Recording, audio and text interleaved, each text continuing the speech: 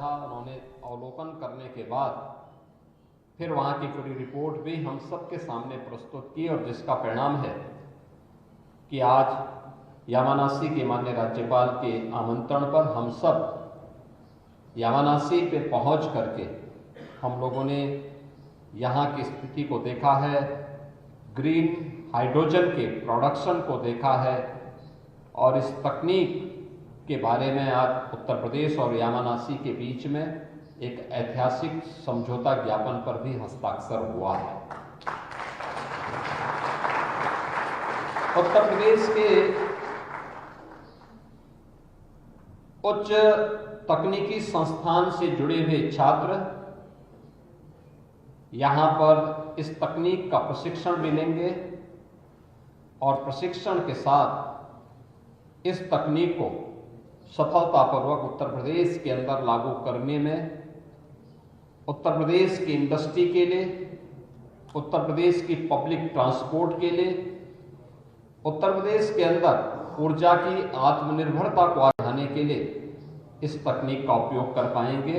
और इस तकनीक को हम लोग प्रधानमंत्री मोदी जी के नेट जीरो के लक्ष्य को प्राप्त करने की दिशा में यह एक बड़ी महत्वपूर्ण पहल हो सकती है।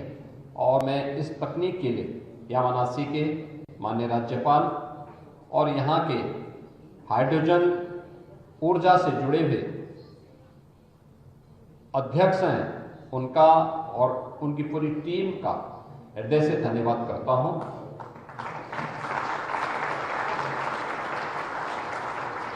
मित्रों, जीवन में प्रोएक्टिव रोल का क्या महत्व होता है, ये हम इस बात को देख सकते हैं कितना महत्वपूर्ण होता है।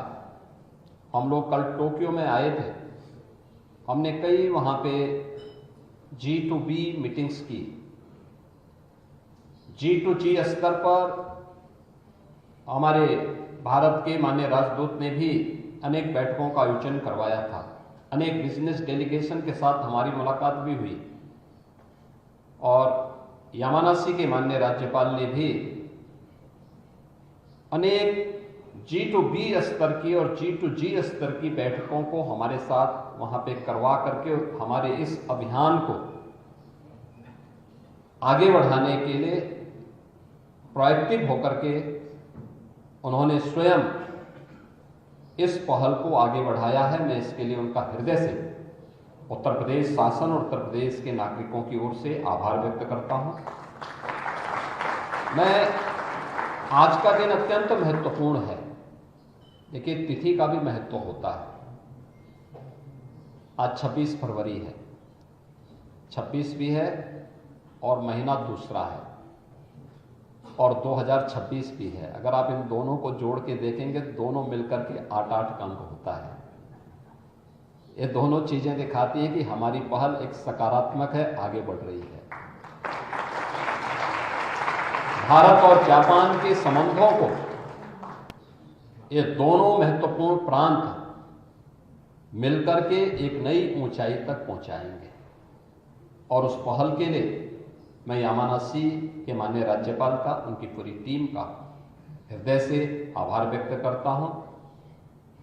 मैं इस अवसर पर अवश्य जो अन्य जिज्ञासाएं हमारी थी, जैसे आज अभी इसके उपरांत हम लोगों को यहाँ की सेमी स्पीड ट्रेन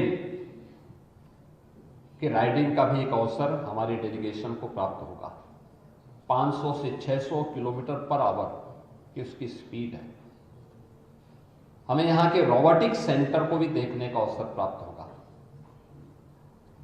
क्योंकि रोबोटिक आज की इमर्जिंग टेक्नोलॉजी है।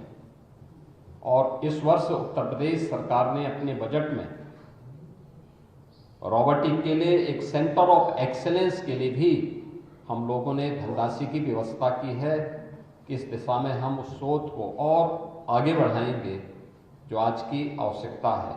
और साथ ही साथ यहाँ पर अन्य एग्रो ग्रीन से जुड़ी हुई कुछ अन्य प्रोजेक्ट को भी हमें देखने का अवसर प्राप्त होगा। मैं यामानासी के उज्जवल भविष्य की कामना करता हूँ और विश्वास करता हूँ कि जापान गवर्नमेंट यामानासी की गवर्नमेंट इसी प्रकार से प्रोएक्टिव होकर के जापान को एक विकसित जापान की दिशा में जो उनकी पहल है, वह पहल न केवल जापान की दिशा से बल्कि विश्व मानवता की दिशा से एक पहल आगे बढ़ सकती है।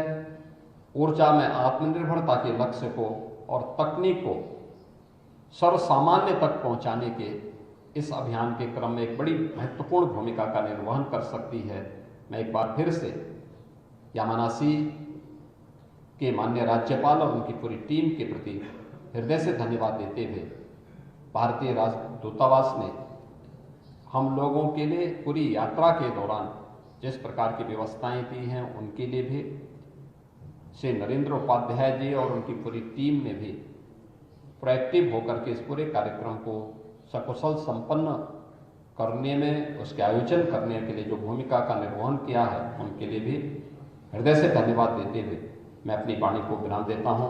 धन्यवाद। जय हिंद।